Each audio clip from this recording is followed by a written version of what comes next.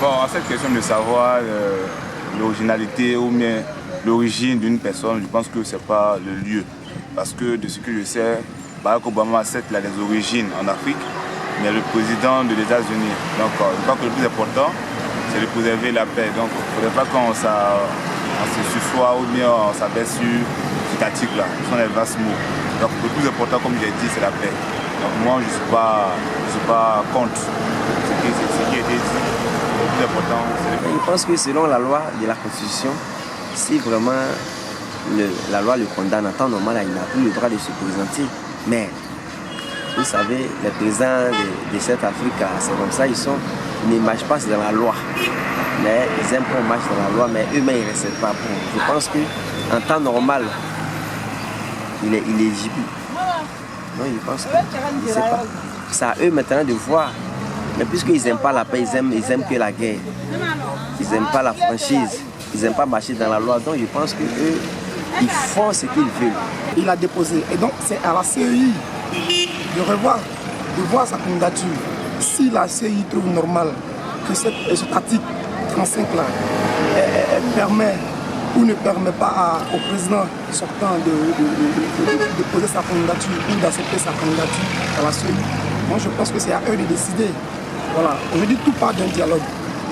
Voilà. C'est l'article qui a été écrit. Donc, s'ils pensent que ça peut aller pour une Côte d'Ivoire meilleure, une Côte d'Ivoire tranquille, paisible, je pense que c'est à la CEI de prendre cette décision. On doit laisser le président Alassane Ouattara se présenter et faire fi de l'article 35. Parce que le monsieur, depuis qu'il est venu, nous voyons tous qu'il travaille. Voilà, qu'il travaille, qu'il soit et ou non et ou, ce qui est sûr, moi je veux qu'on laisse le président Alassane Ouattara poser sa candidature et qu'il travaille. Juste de la façon, il ne restera pas là éternellement. Un temps viendra où il s'en ira et quelqu'un d'autre viendra prendre la place. D'ailleurs, ceux qui sont venus avant lui, qui étaient et où, ils ont fait ce qu'ils pouvaient faire, ils sont partis.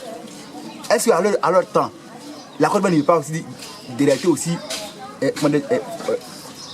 pénible que ça? Il y a toujours des problèmes. Donc lui, il est venu, nous voyons qu'il travaille, alors qu'on le laisse travailler. Ça, c'est mon point de vue. Parce que ça ne sert à rien d'aller réveiller encore ce qui est mort pour qu'il y ait des problèmes comme on vient de vivre la crise politique. L'année dernière, nous on veut la paix. C'est tout ce que nous voulons. Je prie Dieu que vraiment chacun sache que voter, ce n'est pas la guerre, c'est la paix. Que chaque candidat vraiment se ressaisisse pour marcher selon la Constitution. Comme l'élection de Nigeria par exemple, c'est un bon exemple à prendre. Que vraiment les candidats de cette nation se réfèrent vraiment à l'élection nigériane.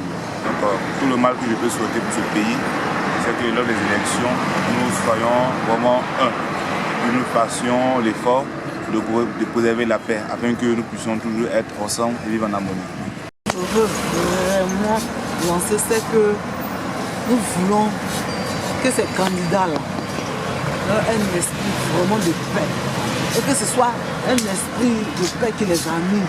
Pour ne pas qu'on puisse revivre ce qui s'est passé. Il faut que ce soit un esprit de paix, de tolérance. Il faut qu'on oublie tout ce qui s'est passé. Il faudrait que ce soit même dans la discipline aussi. Pour éviter ce qu'on a vécu. Donc il faut dire que tout ce que je peux dire, c'est en tout cas que ces différents candidats-là mettent de l'eau dans le bain, voilà, pour que cette élection se passe. Se déroule très bien. On ne veut plus vivre ce que nous avons vécu. Voilà, donc c'est aussi un appel à tous ceux qui, demain ou dans les années futures, vont se présenter aux élections présidentielles, de pouvoir vraiment regarder la population.